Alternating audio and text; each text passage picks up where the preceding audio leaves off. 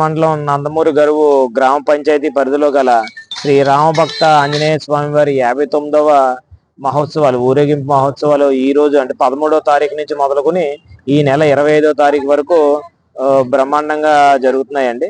అందులో భాగంగా గుడి కమిటీ ఒక 5 సభ్యులతో కలిసి ఒక కమిటీ ఏర్పడి ఆ కమిటీ వారు పోలీస్ స్టేషన్ వారిని ఈ బందోబస్తు ఇవ్వమని అడగడం జరిగింది. అందులో భాగంగా మేము మా అధికారుల దృష్టిలో పెట్టి ఇదంతా వాళ్ళు ఇచ్చిన బందోబస్తు ప్రకారం సుమారు 50 మందితో ఒక బందోబస్తు ఏర్పాటు చేసామండి.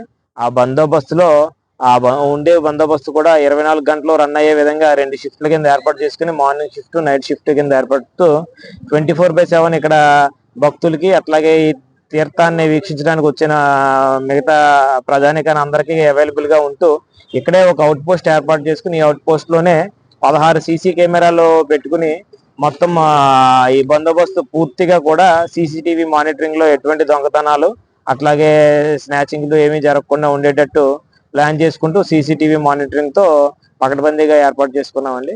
అట్లాగే ఈ ఊరేగింపులు అలాగే డైలీ ఇక్కడ జరిగే సాంస్కృతిక కార్యక్రమాలకు కూడా ఇక్కడ కమిటీ వారు ఒక డయాస్ ఏర్పాటు చేయడం జరిగింది. ఆ డయాస్ కి చుట్టూతో కూడా మా బందోబస్తు ఏర్పాటు చేసుకున్నాం. అలాగే ఈ గొడవలు జరగకుండా ఈ అల్లరి మొక్కలు ఈ తీర్థాలు అట్లాగే ఊరేగింపులు అనేటప్పుడు కొద్దిగా ఏదన్నా న్యూసెన్స్ చేసినా వాళ్ళ మీద వెంటనే యాక్షన్ తీసుకుని చట్ట ప్రకారం చర్యలు తీసుకోవడం జరుగుతుంది. సో ఈ బందోబస్తు అంతా పీస్ఫుల్ గా ఉండేటట్టు మా అధికారులు చెప్పిన విధంగా మేము నడుచుకుంటూ ఈ బందోబస్తు పీస్ఫుల్ గా రన్ చేసుకుంటామండి. Thank you.